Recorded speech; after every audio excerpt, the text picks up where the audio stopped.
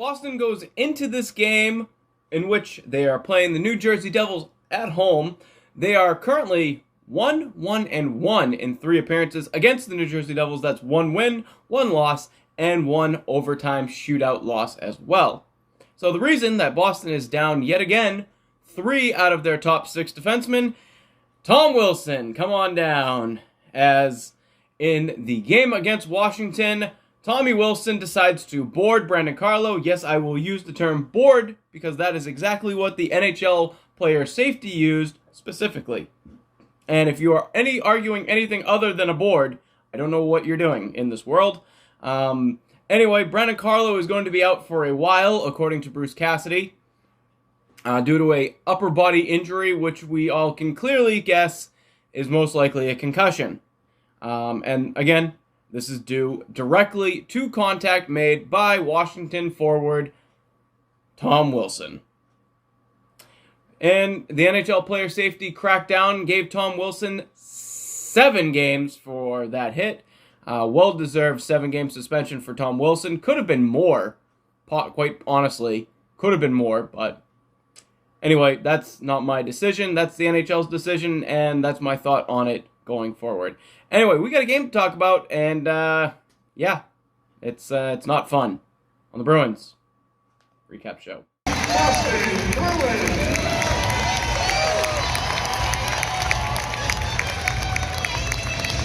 So we're going to start things off in the first period. 2U's2K's Tuukka Rask taking on Scott Wedgwood, the backup goaltender for the New Jersey Devils, as Mackenzie Blackwood started last night against the New York Rangers. So they're catching the Devils on a back-to-back with their backup goaltender, which should mean great news for the Boston Bruins, as they should be able to take it to the Devils in that aspect. Connor Clifton, Cliffy Hockey, jumping up to the second pair to play with Jakub Zboril, and Urho Vakanainen will go up to the third line, and he will play with Jared Tenorti. First period overall, decent. Not great, not good, decent. A lot to improve. Boston Bruins get caught taking 2 penalties. They go on the penalty kill twice, which they kill off both times. Neither team actually scored a power play goal in this game. And scoreless. Second period ends up scoreless as well. And Boston, you could tell, it's just like there's no spark. There's no malice. There's no anger. I guess the best way to word it is, for whatever reason, they play down to the level of the New Jersey Devils. And I don't mean that as in, like, the New Jersey Devils are a bad team.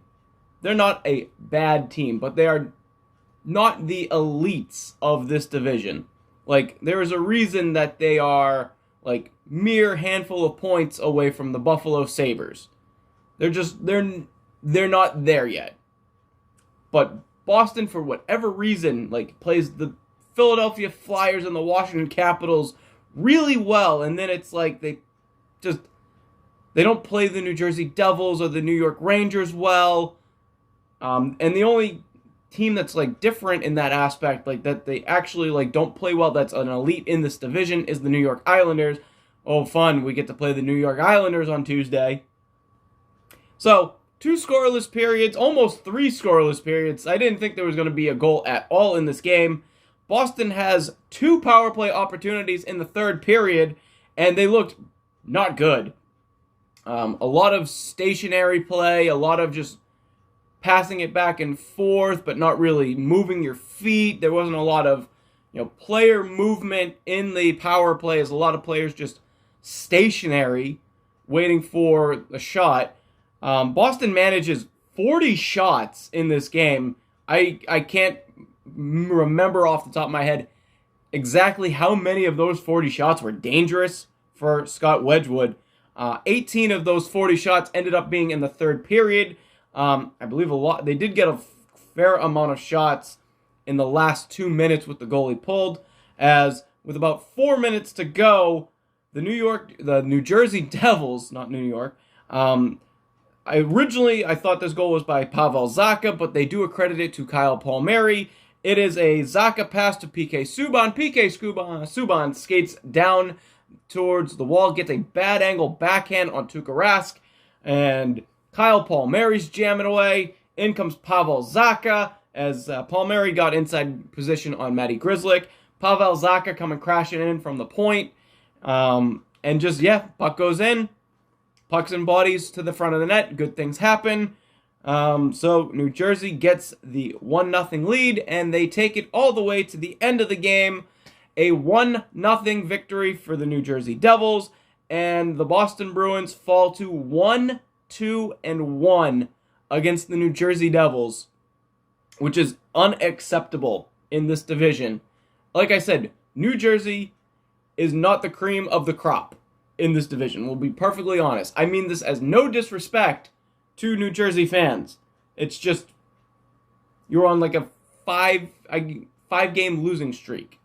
And don't get me wrong, New Jersey came to play. Boston did not. Boston looked okay. They did not look good. They did not look great. They didn't look like they did in the second period against the Washington Capitals. They did not look like that team. Like, that team needs to show up more often, and this team does not. So, next up for the Boston Bruins, they get the New York Islanders on the road, because of course it's the New York Islanders on the road. Boston has yet to beat them this entire year. Can we do it once, or do we have to wait for them to play us on home ice? Please. So, anyway, Boston Islanders, that's what's up next. That's Tuesday night, and we'll see you then on the next Bruins Recap Show.